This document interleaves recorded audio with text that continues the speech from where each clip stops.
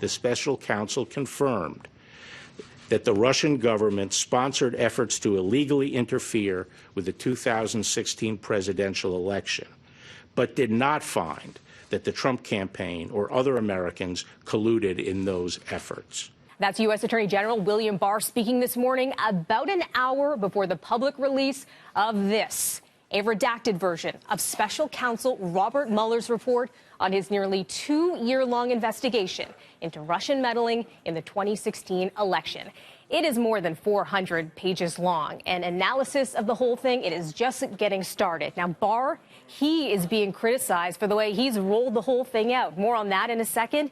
But first, what we're learning about Trump's reaction when he first learned he was under investigation. Smiles from Trump today, a world away from a scene described in Mueller's report from May 2017, when the U.S. president learned Mueller was appointed as special counsel. Trump's response, he slumped back in his chair and said, "Oh my God, this is terrible. This is the end of my presidency. I'm effed." That's according to notes kept by former Attorney General Jeff Sessions' chief of staff. But nearly 2 years later, Trump's presidency is still intact. Mueller's probe found no evidence of a conspiracy between the Trump campaign and Russia, as underlined repeatedly by Barr. We now know that the Russian operatives who perpetrated these schemes did not have the cooperation of President Trump or the Trump campaign. But Mueller's team did find that the Russian government perceived it would benefit from a Trump presidency and worked to secure that outcome.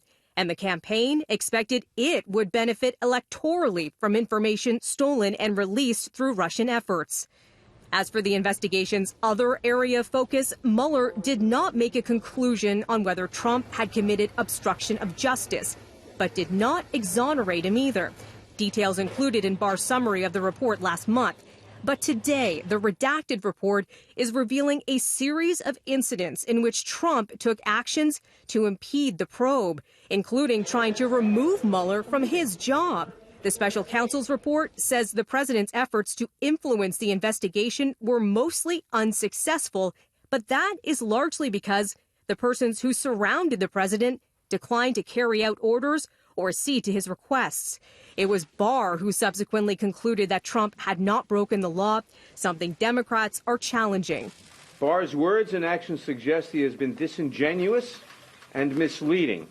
The Democratic House Judiciary Chairman, who's been pushing to see the fully unredacted report without the blacked out sections included in the public version, went on to highlight this line from Mueller's report. Quote, "If we had confidence after a thorough investigation of the facts that the president clearly did not commit obstruction of justice, we would state so. Based on the facts and the applicable legal standards, however, we are unable to reach that judgment." And another top Democrat, Nancy Pelosi, offering this about Barr's morning news conference, tweeting AG Barr has confirmed the staggering partisan effort by the Trump admin to spin public's view of the Mueller report. I'm having a good day, too. It was called No Collusion, No Obstruction. Trump speaking today just moments after the report went public. This hoax, this should never happen to another president again. And Trump tweeting out a Game of Thrones-inspired game over message.